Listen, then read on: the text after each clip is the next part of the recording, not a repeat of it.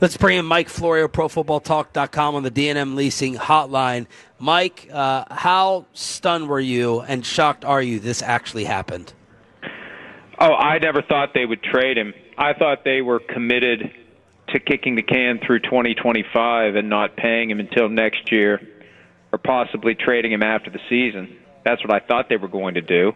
I didn't expect them to just throw in the towel. But once they realized he wasn't going to play, and I think that's what happened, they realized he's not going to play on the fifth-year option, that's when they decided we better just move on. Mike, how much do you think this was also – was it more about $47 million versus $40 or this petty communication disagreement? Well, I think we need to wait for the final details of the deal to see how real the 47 is. But I think that this thing went sideways. We know it went sideways when Jerry decided he was going to parlay a conversation with Micah from March into, or April, or whenever it happened, into this insistence that they have a deal, and the agent's just a bystander. I think David Mulugheta proved he's more than a bystander by getting this thing done quietly and behind the scenes and getting the 47, if it is a real 47 from the Packers, and getting the Packers to give up 2 first-round picks and a player to get him. The fact that the Packers are willing to make that investment should tell you that maybe the Cowboys should have thought about Micah Parsons a different way than they did. Mike, does it change things for you at all, your perspective on blame or how it shifts or anything else, if Jerry's account is correct, which the one he gave yesterday was that they had the meeting, they talked figures, Micah left, came back with countermeasures that they then worked through and agreed to. Does that sound more like a negotiation that Micah may have entered into, if that account is correct, which obviously is just he said, she said? Well, look, there's always going to be different accounts as to what transpired. The bottom line is properly functioning football teams find a way to get their best players signed on a timely basis to a fair contract. The whole process of draft and develop, it's like a lottery. You get a lottery ticket. That draft pick is a lottery ticket, and you scratch it off and you find out if you have a winner. Now, if you have a winner, the jackpot goes to the player. But that's how it works. You want to pay that jackpot. You want to give that piece of the salary cap to the great player. You don't trade that great player in, that lottery prize in, for more tickets, which is what they've done, and that's how they're going to justify it. That's how the Bengals do business. There's so much in common between Jerry Jones and Mike Brown. There's so much different between the two of them, but there's so much in common. There's this fundamental cheapness that is at play here, and this idea that they can just bring in new players with draft picks and be better than they were with a transcendent, dominant defensive player. It's ridiculous to me. Mike Florio, ProFootballTalk.com here on The Fan. Let's say you're Jerry Jones, and you were never going to sign him long term, right? Or you were, but it was never going to be at the number he wanted, so it wasn't going to work. Would you have held out for more picks? Would you have made him play through this year and then tag him and trade him? Would you have done it earlier? How would you have done it?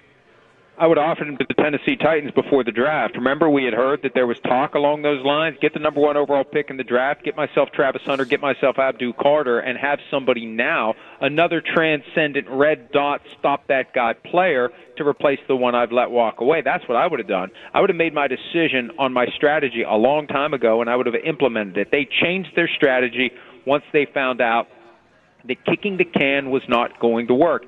They dared Micah to not play. I think they believed when push came to shove, he was not going to deny himself playing football. When they realized he was, that's when they had to come up with another approach, because they thought they could just sit and wait him out and he would play this year for $24 million or $21. As we learned this week, the official number was $21.3, not $24. There was a fight pending in a grievance to get it to $24. It may not have even gotten to $24. Mike, it seems like Jerry Jones is trying to reinvent the way the National Football League does contracts. Last night, they doubled down in the presser and was like, no, we're still going to try to deal with the players first. And then Steven said, we only deal with the players when they want it to get done. If they request the agent, we go to the agent. What do you think of like this? Is Jerry Jones trying to eradicate sports agents in the National Football League? I remember when some players started this trend of representing themselves. Richard Sherman and Russell Okung were at the forefront of it. And it's fine. If you want to do that for yourself, that's fine. But don't advocate that everyone else should do it, because the owners would love it if all the players were representing themselves. They would love it. They would steamroll them. The first deal that Russell Okung did on his own was an embarrassment. The first deal Richard Sherman did on his own, the union had to send it back to the 49ers and say, "Can you please do something? Can we please work with this a little bit? It's a little bit too slanted for the team." The owners would love to negotiate with the players directly. And I vaguely remember Des Bryant saying when Jerry was trying to negotiate directly with him, "Hey, let's go out and run pass routes and you try to defend me." Because if we're going to do what I do well, if we're going to do what you do well, let's do what I do well. Mike, when you look at the fact that I know you had talked about Matt Schaub making a deal out of this, saying that there may be a grievance as he's trying to run for the NFLPA executive director. Now that this has been kind of settled and there's an outcome here, do you think that's an issue the PA is going to drop, or do you think they're going to further lean into the Cowboys on, hey, are you guys doing everything the right way here? Well, first of all, the NFLPA is currently in chaos, so we don't know what the hell they're doing. And second of all, I believe in this case, a decision was made by Micah Parsons' camp to not push it, because what do you really gain from it? Under the CBA, the first offense, the punishment is nothing. It's nothing. You get a pass for the first one. Second one, $62,000 fine. Every infraction after that, another $62,000 fine. That's nothing. It's a parking ticket for Jerry. So why make an issue there when you've got another strategy that you're working on that ultimately turned out to be pretty damn effective? Why worry about making a big deal about Jerry directly negotiating with players? And, I mean, look at it this way. How many times has Jerry directly negotiated with a player and it's blown up in his face? Yeah. This one did. This one definitely did. Mike Florio, ProFootballTalk.com, Football Night in America. The book is out, The Big Shield, here on Shan and RJ 105.3 The Fan. What does your phone look like once this happened with league reaction? Are people laughing at them? Are they stunned by it? Some understanding it? What's your phone look like from the league?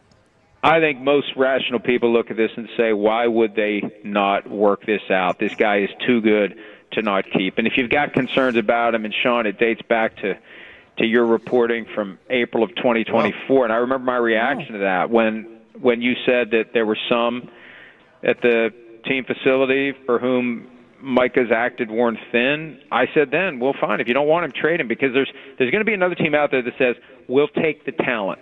We'll take the talent. But I don't want to gloss over the impact of how the Cowboys disrespected David Mulugeta in this process. I got this text today out of the blue, unsolicited, from a guy who's been an agent for a very long time. He said this: "You have no idea how damaging this episode is for the Cowboys as it relates to the entire agent community. We all talk, and nobody would ever willingly steer their clients to that team. Make no mistake, they've never been an honest or a good organization, but since Jerry has so brazenly disrespected and went behind the back of a top player's top agent, they are in serious trouble moving forward. This is really one of those time to take the car keys away moments." That was the text I got this morning. Wow. From a guy who's been an agent for a long time. So we'll see what the ramifications are, starting with George Pickens, who's also represented by David Mulugeta. Have you found that agents, players actually stick to stuff like that? Because at the end of the day, it's about money. If the Cowboys offer the best contract, that might negate all that stuff. But, have you found, how teams treat players, coaches, that resonates and it stays long-term? Well, it's a factor, and you hit the nail on the head. The money ultimately is the thing that drives the bus. You want to be a team that wins jump balls without having to overpay. You want to be a team that maybe can offer less and get the player to come play for you. That's the key. If you are suddenly a team that has to overpay to attract free agents, good luck splitting up that pie that Jerry likes to talk about. You tweeted out something very strong last night about what you think Cowboy fans, the way they should feel about this season moving forward. What was that? Well, I know it's hard for people to deprive themselves of the things they love, and people love football. They love their favorite teams, and I think that gets used against them. They get mistreated by the supplier of the thing they love, and the best way to get a message through to Jerry Jones would be to boycott the team this year. Don't go to the games. Don't watch them on TV. Maybe take it all the way out to we're not going to come back until you sell the team. But for how long do you go on strike with that thing you look forward to? I mean, I remember before I got myself into this business, I would count the days until football season started. I loved football season. I was upset when I realized we're halfway through the season. I wanted it to last all year long. You don't want to deprive yourself of that enjoyment. That's another thing that the multi-billionaires have working in their favor. They have a product that we can't get enough of, and even when we are pissed off at the supplier, we will still gladly pay whatever they want for it. The Big Shield is out. I know it's taken off in terms of early sales. We got Tolos here in the Metroplex wanting to get what you're writing because it's nonstop. Tell us about what's going on with it. Well, yeah, and you can get the 99-cent ebook on Amazon. And I've made many dumb decisions in my life, and I own all of them. It was stupid for me to only charge 99 cents for this one based upon the interest in it. But, I want people to have access to it. I want them to read it. I don't care about the money. And I know when people say they don't care about the money, they really do care about the money. But I charge 99 cents for it. I don't care about the money. I'm basically giving it away. And it is it's got to be a good story that people are entertained by or they're not going to read it. But the premise is based on something I've been concerned about, the prevalence of inside information in professional football, the people out there who have an incentive to cozy up to players, to know things so they can make wagers accordingly. That's how it starts, and it all goes from there. And I'm stunned at how well it's done, and I hope that people will give it a shot. And again, for 99 cents, it's not like you can't say you didn't get your money's worth. It's the Big Shield, Mike Florio, Pro Football Talk, and Thursday night for the opener without Micah Parsons against the Eagles. Thank you, brother. Have a great weekend. And we may see you. I don't know what's going to happen, but Cowboys, Packers, NBC, Week 4, maybe coming to Dallas. Never know. Gosh. Thank you, Mike. See you Mike guys. Florio, D&M Leasing Hotline.